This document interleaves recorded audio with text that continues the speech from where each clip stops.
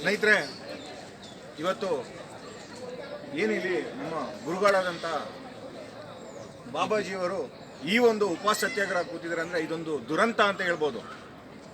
ಒಂದು ಇತಿಹಾಸದಲ್ಲಿ ರಾಮಾಯಣದಲ್ಲಿ ಉಲ್ಲೇಖ ಆಗಿರೋಂಥದ್ದು ಆಂಜನೇಯ ಹುಟ್ಟಿರುವಂಥ ಜಾಗ ಅಂಜನಾದ್ರಿ. ಆ ಜಾಗನ ಇವತ್ತು ನಾವು ಒಂದು ಸತ್ಯಾಗ್ರಹ ಮಾಡಿ ಉಳಿಸ್ಕೋಬೋಣ ಅನ್ನೋ ನಿಟ್ಟಿನಲ್ಲಿ ಬಂದು ನಿಂತಿದೆ ಅಂದರೆ ಇದೆಲ್ಲ ಇಡೀ ಒಂದು 130 ಕೋಟಿ ಭಾರತೀಯರಿಗೆ ಇದು ಅವಮಾನ ಅಂತ ಹೇಳಿ ಬಯಸ್ತೇನೆ. ಒಂದು ಕರ್ನಾಟಕದಲ್ಲಿ ಇರುವಂಥ ನಮ್ಮ ಅಂಜನಾದ್ರಿನ ನಾವು ಗುರುತಿಸೋಕ್ಕಾಗಿಲ್ಲ.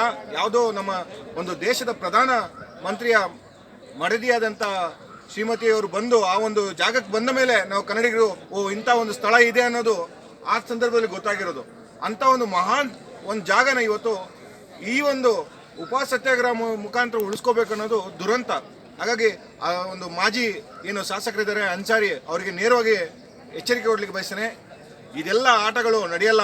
ನಿಮ್ಮಂಥ ಹಿರಿಯರು ಎಷ್ಟೋ ಜನ ಬಂದು ಹಿಂದುತ್ವವನ್ನು ಅಳಿಸೋಕ್ಕೆ ಪ್ರಯತ್ನ ಪಟ್ಟರು, ಅದು ಸಾಧ್ಯವಾಗಿಲ್ಲ, ಇನ್ನು ಮುಂದೆನೂ ಆಗಲ್ಲ ಅಂತ ಈ ಒಂದು ಮಾಧ್ಯಮದ ಮುಖಾಂತರ ಎಚ್ಚರಿಕೆ ಕೊಡ್ಲಿಕ್ಕೆ ಬಯಸ್ತೇನೆ. ಅದೇ ರೀತಿ ಜಿಲ್ಲಾಡಳಿತ ಕೂಡ ಅಷ್ಟೇ ಈ ಒಂದು ವಿಚಾರವಾಗಿ ಎಚ್ಚೆತ್ತುಕೊಂಡು ಈ ಒಂದು ಕಾನೂನು ಏನು ನಾವು ಕಾನೂನು ಮೀರಿ ನೀವು ಕ್ರಮ ತಗೊಳ್ಳಿ ಅಂತ ಹೇಳಕ್ಕೆ ಬಯಸಲ್ಲ. ಕಾನೂನು ರೀತಿ ನೀವು ಏನಿದೆ ಕಾನೂನಿಗೆ ಬೆಲೆ ಕೊಟ್ಟು ಏನು ಹೈಕೋರ್ಟ್ ನಿಮಗೆ ನಿರ್ದೇಶನ ಕೊಟ್ಟಿದೆ ಆ ಒಂದು ನಿರ್ದೇಶನದ ಮೇರೆಗೆ ಈ ಒಂದು ಸ್ವಾಮೀಜಿಗೆ ಅಲ್ಲಿ ಅನುಕೂಲ ಮಾಡಿಕೊಡ್ಬೇಕು ಮತ್ತು ಅಂಜನಾದ್ರಿ ಬೆಟ್ಟನ ಉಳಿಸುವಂಥ ಕೆಲಸಕ್ಕೆ ಮುಂದಾಗಬೇಕಂತ ಈ ತಮ್ಮ ಮಾಧ್ಯಮ ಮುಖಾಂತರ ಜಿಲ್ಲಾಡಳಿತಕ್ಕೆ ನಾನು ಮನವಿ ಮಾಡ್ಕೊತೇನೆ.